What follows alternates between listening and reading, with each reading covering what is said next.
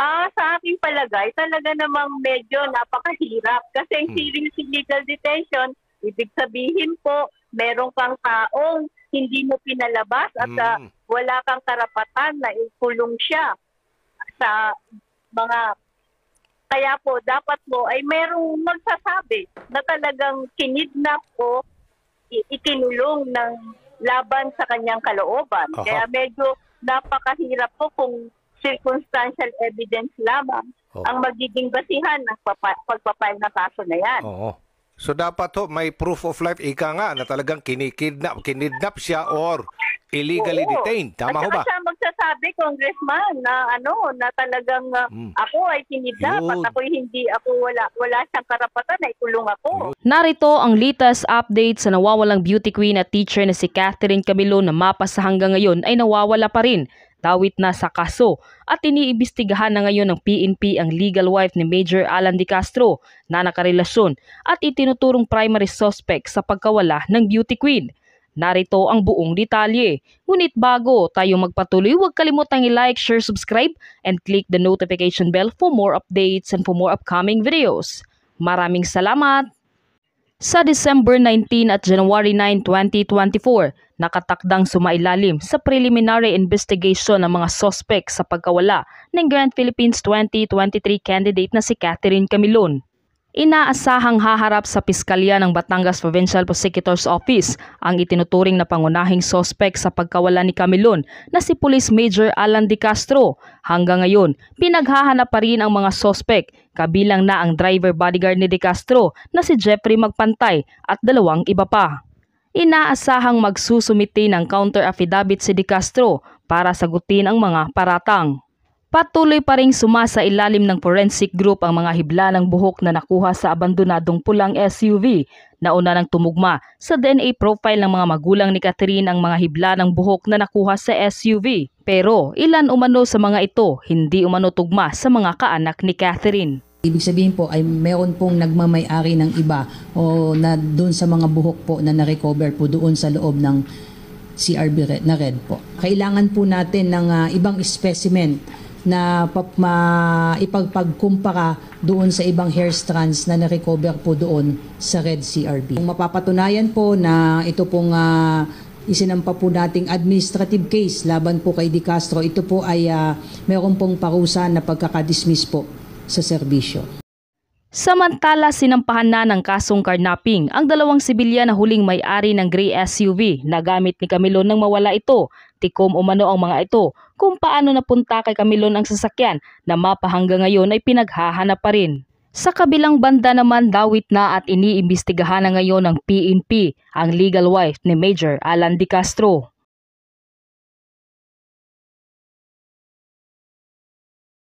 Hingin ko lang po ang inyong opinion dito sa nawawalang yung beauty queen na si Miss Camilon na sinampahan na raw ng CIDG ng kaso na kidnapping and serious illegal detention. Ang tanong ko po dito, Attorney Vidal, paano tatayo sa korte ito kung sasabihin lang serious illegal detention and kidnapping kung wala naman pong maipresenta na individual or body to say na, di po ba pwedeng sabihin ng defense lawyers na how can my client be charged, Your Honor, of kidnapping and serious illegal detention when the individual is not in our possession? Paano ito? Parang medyo mahina yata, Attorney Vidal. Sa aking palagay, talaga namang medyo napakahirap kasi ang serious illegal detention, ibig sabihin po, meron kang taong hindi mo pinalabas at wala kang karapatan na ikulong siya sa mga... Kaya po, dapat mo ay merong magsasabi na talagang kinidnap o ikinulong ng laban sa kanyang kalooban. Kaya medyo napakahirap po kung circumstantial evidence lamang ang magiging basihan ng pagpapile na kaso na yan. So dapat may proof of life, ika nga, na talagang kinidnap siya or illegally detained. Tama ho ba? At siya magsasabi, Congressman, na na talagang ako ay kinidnap at wala siyang karapatan na ikulong ako. Yun. So, para rin pong sa kidnapping. So, ibig sabihin ito, Attorney, these charges will not stand in court against the suspect, against the policeman who is the boyfriend and two other associates. So medyo mahirap tumindig sa korte ito.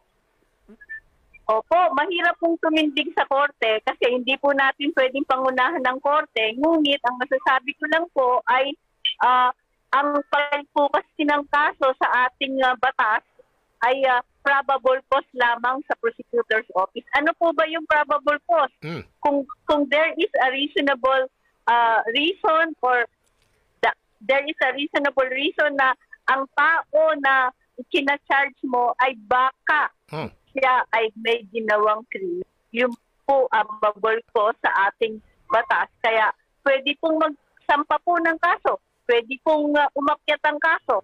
Ngunit nasa korte na lang po kung paglabas nila ng ebidensya, ang korte na ang magsasabi na hindi guilty or not guilty. Pero sa ngayon po ay pwede pong masampahan yan ng kaso dahil probable cause nga lang po ang ating but what I'm saying, Attorney Alice, medyo mahina. It's not airtight yung kaso laban doon sa mga suspect, allegedly the boyfriend who is a cop and two others, because of course the court will say, the judge will ask the prosecutors, di ba, paano nyo nasabi na nasa kustodiya nila, nasa kanila yung victim? Sasabihin ng defense lawyer, wala ba ebidensya ba kayo? Ang nasabi lang hearsay na sumakay sa kotse, duguan, transfer. Di po ba, Attorney Alice? So parang medyo mahina. Tama po yun. Kaya lang po, baka po may DNA exam na ilabas. O kaya, kung pa DNA, kung sa bahay o sa lugar na pinagtulungan, ay merong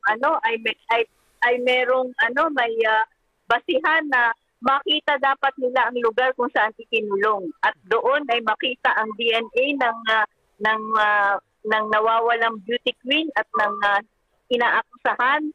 At ganun din po ang mga testigo na talagang ipinasok doon. May dalawang testigo na na nagsalita, attorney. So pag tagpiin lahat itong circumstantial evidence na ito, pag lumusot yan, maglalabas ng warto para sa korte. Parang ganon.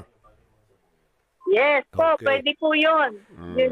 Yun po ang ating maging basihan. Kaya dapat po kung saan lugar pinulong o pinatay o anuman, ay sorry po, ay kung saang lugar po nangyari at nakuhanan ng DNA o ebidensya at nakita doon na mayroong basihan na nandoon ang dalawang taong ating dinidemanda at ang beauty queen, pwede po yun. Siguro po circumstantial evidence. Ang circumstantial evidence naman po ay dalawa o tatlong bagay na pwedeng pagdugtong-dugtong na po yun upang magkaroon ng ating masasabi na talagang merong krimen na nangyari. Yung pong statement, yung pong testimonya ni Miss Camilon na nakipag-usap doon sa asawa ni Major. Yung huli yata ito na gusto niya nang humiwalay dito kay Major. Pwede bang gamiting ebidensya din yun? Ano? Oral. Pwede po. Oral evidence. Evidence po yun na may motibo. Pwede din yun. Motibo po yun kung bakit niya gagawin yun. Pero hindi po yun masasabi na yun ebidensya na may ginawa siyang krimen. All right.